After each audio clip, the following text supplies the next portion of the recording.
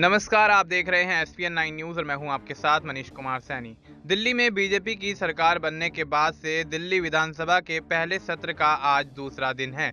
दिल्ली विधानसभा में आज CAG report पेश होनी है। इस रिपोर्ट से पहले दिल्ली विधानसभा सत्र में हंगामे के आसार नजर आने लगे हैं।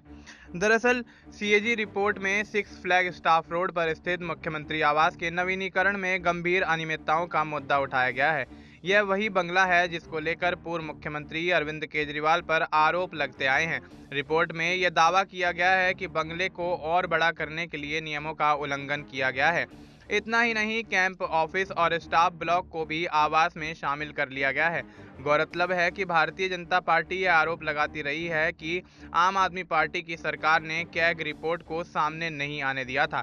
बीजेपी ने यह भी दावा किया था कि आम आदमी पार्टी की सरकार के दौरान बीजेपी लगातार सीएजी रिपोर्ट जारी करने की मांग कर रही थी, लेकिन इसे छिपाने के लिए जानबूझकर ऑडिट में देरी की बात कही जा रही थी।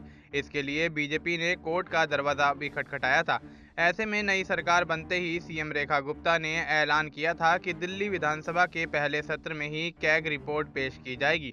बीजेपी दिल्ली के सीएम आवास को शीश महल कहकर बुलाती है। सीएजी की रिपोर्ट में मुख्यमंत्री आवास की मरम्मत से जुड़े मुद्दे भी शामिल हैं। कथित तौर पर ऑडिट में इस प्रोजेक्ट की योजना, निविदा और कामकाज में बड़े पैमाने पर अनियमितताएं पाई गई हैं।